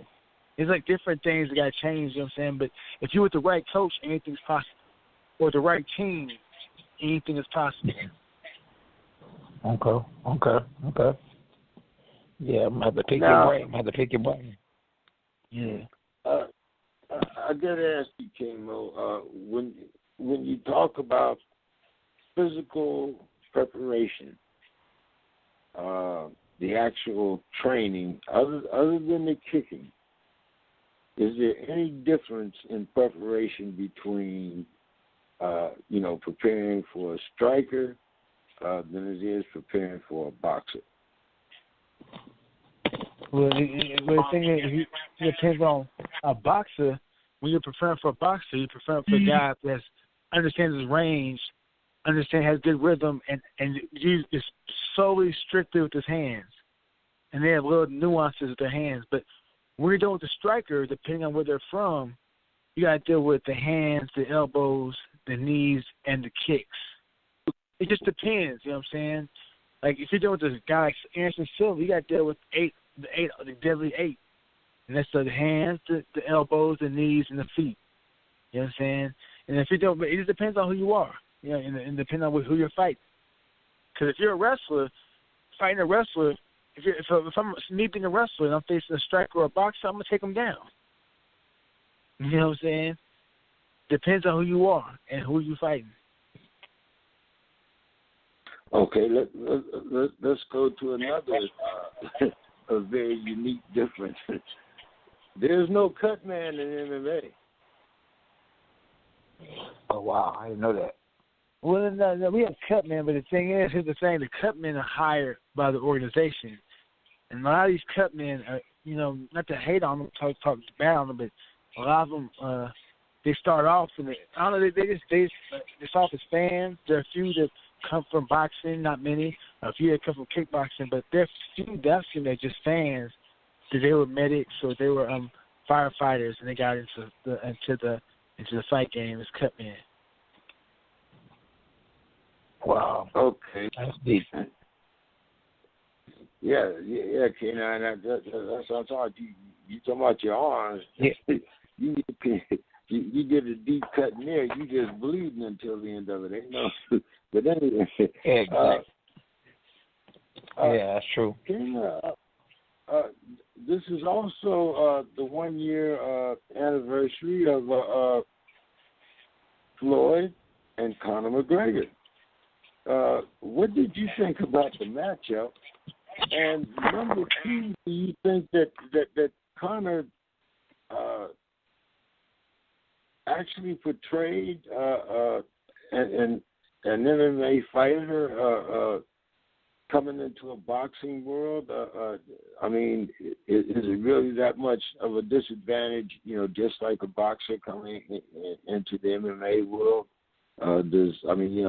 When you can't use your legs, are you really, that much handicapped? Yeah, it's that much of a handicap. I'm gonna be real with you. I thought the fight was a joke. I didn't even watch it. Well, look, I know boxing. I'm not like K9, but I know I study boxing. I know the names. I know who's fighting who. I try to be a story. You know what I'm saying? Like I used to read the Burt Sugar books. You know what I'm saying?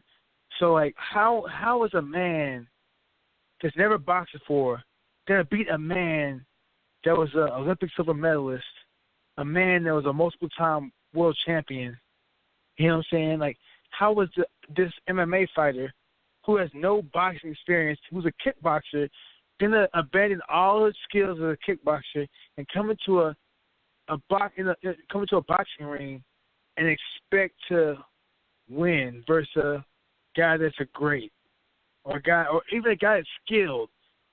There's an MMA fighter by the name of Melvin Gillard, and he called him assassin. You know what I'm saying? He used to dye his hair blonde.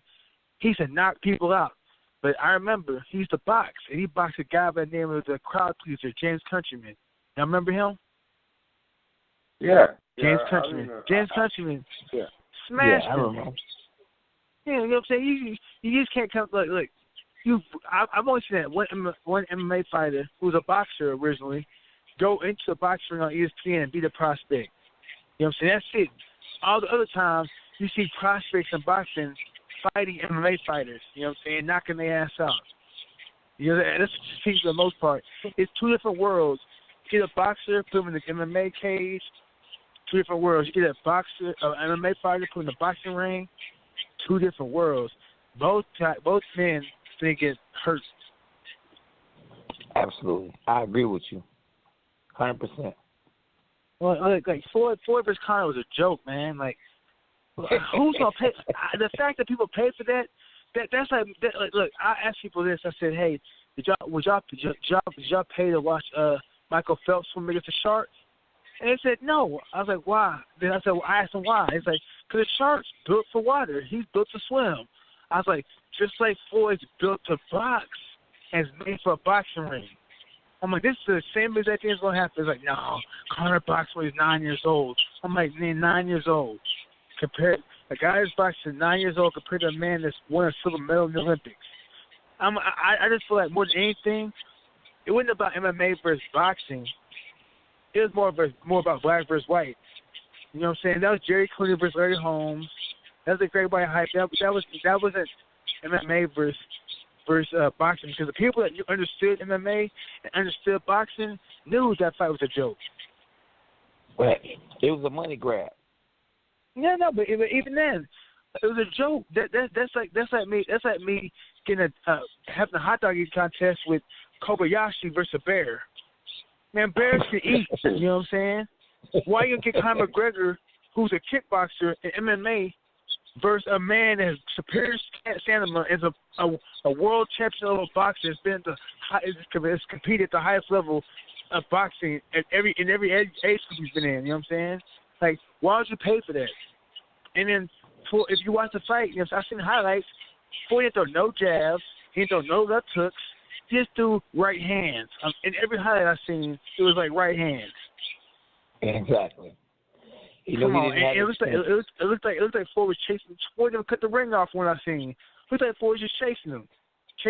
Floyd, the smaller man, was chasing the bigger man and Conor McGregor down.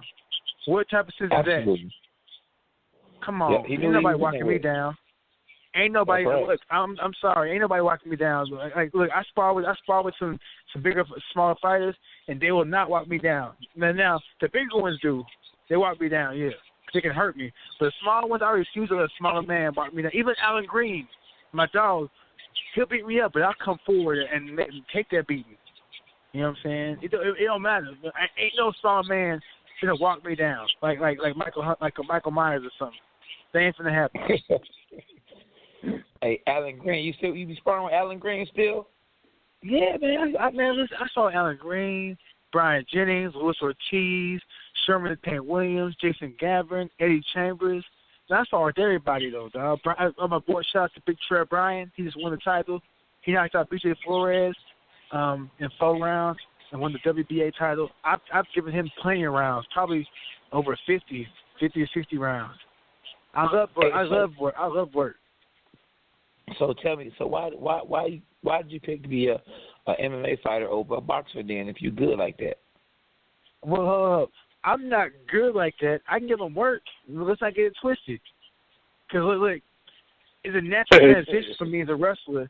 It's a natural transition for me as a wrestler going to fighting because I can grab.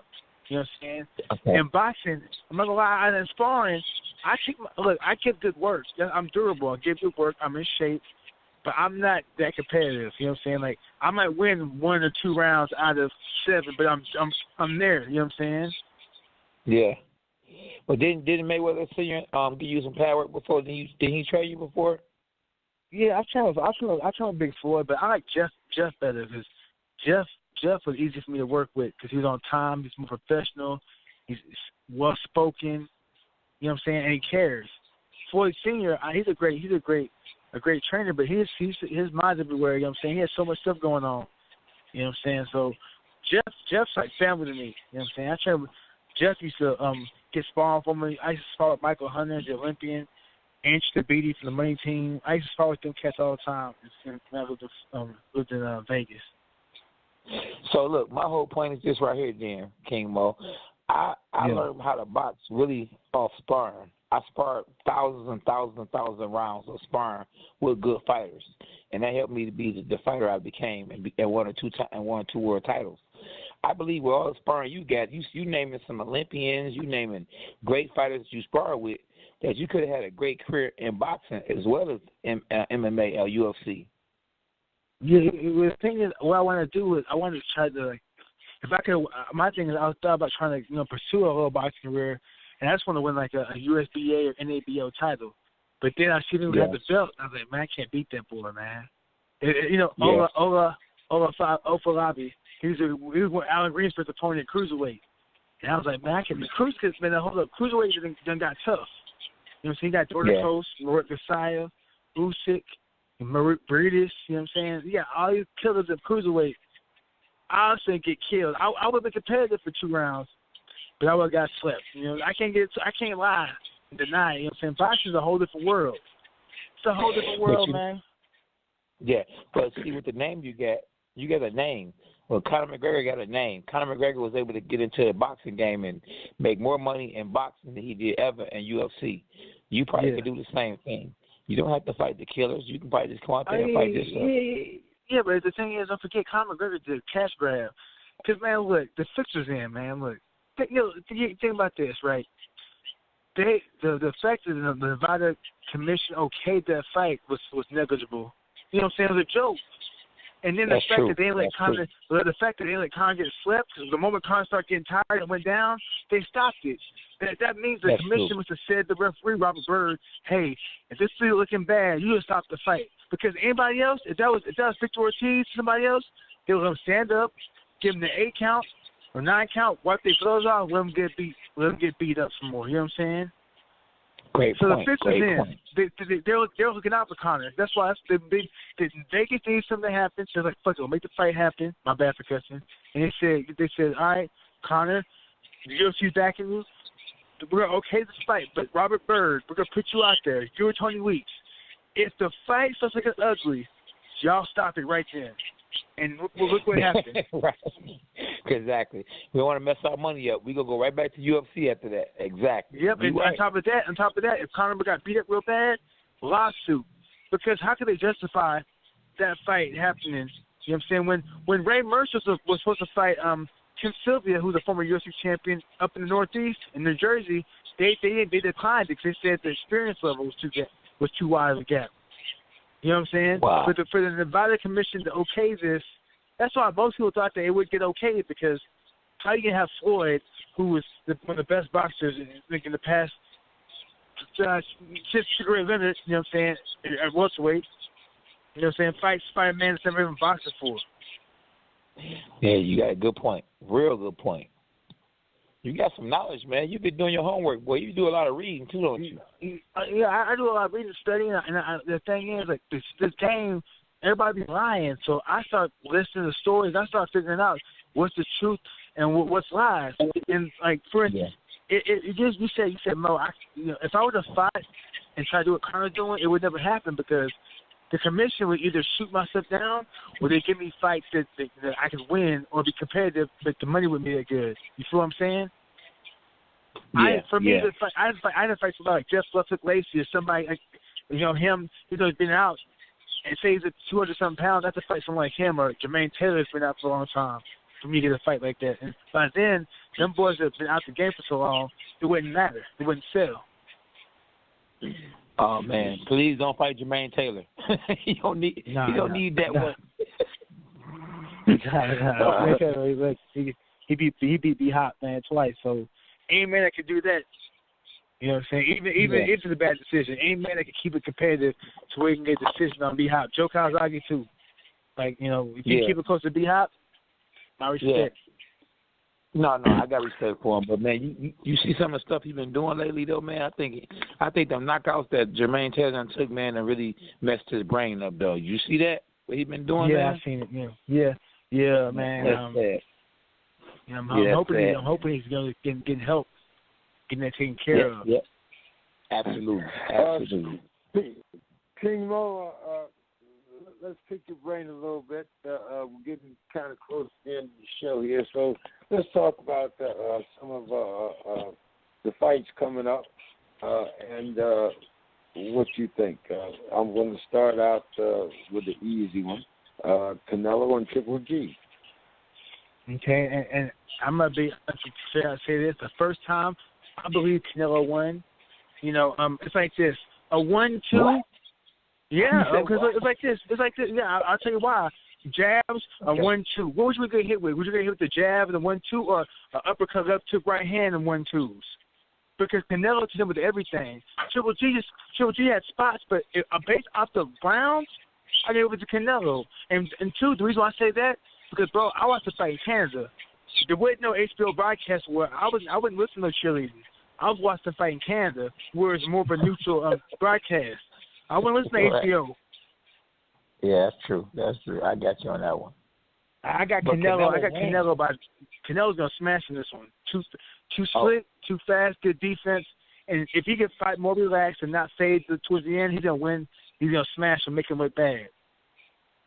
Wow. Yeah, but he can't eat no red meat. He ain't gonna be. He might not have no fight. But he's not. He did his camp in America. You know what I'm saying? So he just kept America.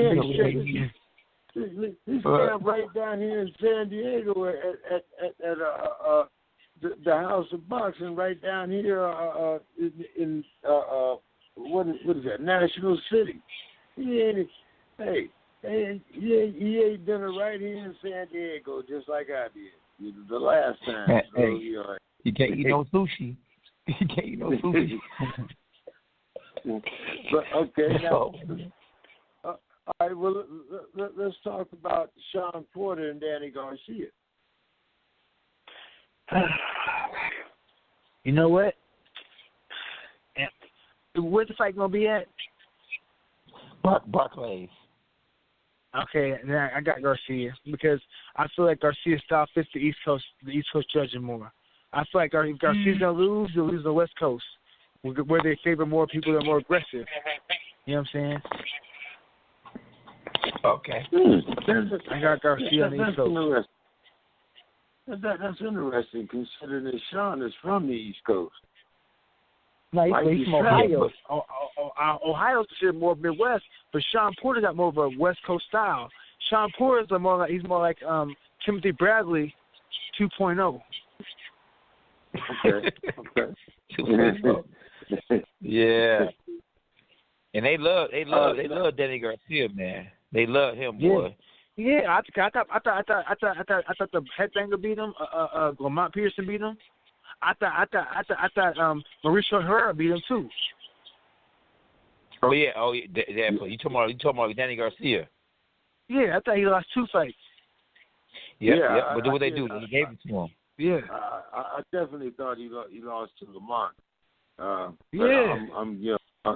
kind of partial to Barry Hunter and Headbangers, so I thought maybe it was just my prejudice there, but man. Look, the first 5 rounds, the most effective punch was Pearson's jab. After that, Pearson outworked him. I thought Pearson went easy. You know what? But only thing, you saw when Oscar De La Hoya and Trinidad fought, and Oscar was winning, and then all of a sudden he started moving. So I mean, Yeah, but don't forget Don King was involved back then, so I expected that. You know what I'm saying? Come on, I know the game, son. Exactly. I'm trying. Hold on. I'm trying to see if James is going to try to ask you this other fight. That's a real big fight, or is he trying to save it for his show? Yeah, he's trying to Deontay Wilder fight. I'm talking about Deontay Wilder and Tyson Fury. Okay, okay. I make them down. Here's the thing, right? My thing is, I feel like Tyson Fury's trying to cash out. Oh, that's a good point. No, because think about this, right? I saw an interview. I was watching things on my website though too, and he said if I can have one more fight before the Wilder fight, that'd be ideal, but it's not a perfect situation. So exactly. the fact that he's thinking about he needs one more fight tells me that he thinks that we're still rusty. What's he gonna do to keep Deontay off of him? You know what I'm saying? Because in order to keep somebody off you, you have to show him something. Like you have to sting him a little bit, have him thinking. But Tyson Fury has no pop. Man, look, watch it. He looked good his last fight. There's 3 people I can't watch fight. I can't watch Lomachenko fight. I can't watch Usyk fight. And now if Tyson Fury fight the same way, I can't watch him fight either. I'm sorry. I can't. I don't like that European style, the 1-2-1. I can watch Billy Joe Saunders. He has some dog in him. You know what I'm saying? But I can't watch Tyson Fury that much. Wow. Wow. Billy Joe getting ready to bite off a big nugget there too. We just not really sure, but it does seem like he's gonna be fighting Boo Boo. What you think? And guess what? See, that's like a toss-up because my thing is both fighters, people don't like watching them fight because they can make people look so bad. Billy Joe Saunders is southpaw. Boo Boo's a southpaw. Boo Boo's longer, and I think has better skills. Now, Billy Joe Saunders is quicker feet, you know what I'm saying? And he's more elusive, but they both can be hit. I'm picking Boo Boo. I like Boo Boo because Boo Boo, man. I watched him with the amateurs, you know what I'm saying, because I looked at the training center with him. I like Boo Boo, man. Boo Boo, he's too smart.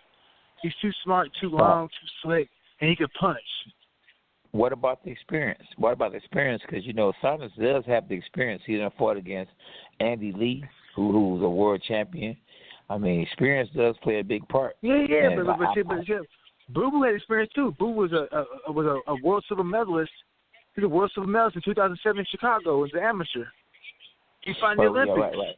So his experience is a high. No. But I'm talking about. But the thing is that name me any pro fighters that had that experience that have looked bad on the big stage besides Jeff Lacey. Besides Jeff Lacey. Oh man. Besides Jeff Lacey. Look, I'm dropping bombs now. I watch my boxing. I know. Look, one thing I do know, I know Marvel Comics. I know pro wrestling. I know amateur wrestling. I know MMA. That's definitely no boxing. That's one thing I do know. I see, boy. You're bringing up names I don't know about. Hey, King. Well, look, man, it was good talking to you. I am the, like you said, K9. You might you gave it up. But I do want to get back in touch with you to get to our MMA show, Inside the Abyss. I will be back in touch with you. But in the meantime, why don't you tell everybody where they can find you on social media and any final thoughts you have for our audience tonight? Yeah, for our social media, at King Mo SH on Twitter and Instagram. And final words, shout out to anybody out there that's doing something positive. And an extra shout out to those that don't Donald Trump. I'm out. You know what I'm saying? My God. Yeah, that's another show I might have you on. I got a political show. Have you on that too. We can talk about the ducks. You're right. Anyway, hey, thank you so much. I appreciate you, brother. All right, man. Thanks for having me on the show. Thanks, all right, man. One love. All right. See ya. All right. K9, as usual, man, good to have such a wide range of guests tonight, including LaTanya, and we look forward to her Olympic quest, and we hope that turns out all right. So, K9, why don't you tell everybody where they can find you on social media, man, and any final thoughts you got for our audience before we get out of here, man?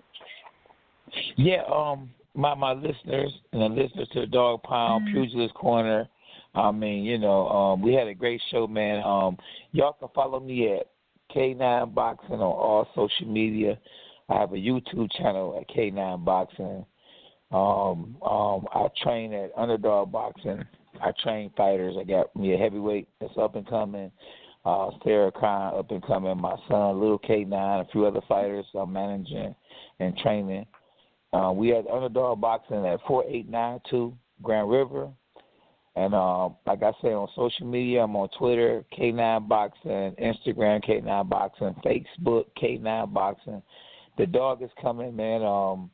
Sorry we couldn't get Grady on the show tonight. I don't know what happened, whatever, and everything. But we definitely had the contenders on the show in the weeks to come because, the new contender is on season 5 on Ethics.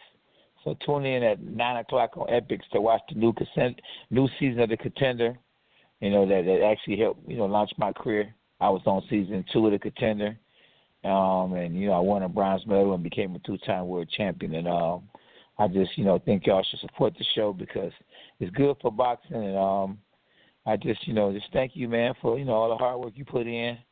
And as usual, a great show, and thank you for all the listeners. All right, well, hey, man, looking forward to talking to you again next week, and we'll have some more of the contenders and some more of the old-time greats. So thank you so much, man. Look forward to talking to you next week. Don't forget doing right in here to the Dog Pound with K9 Boxing. Talk to you next Tuesday. Yeah. That's right.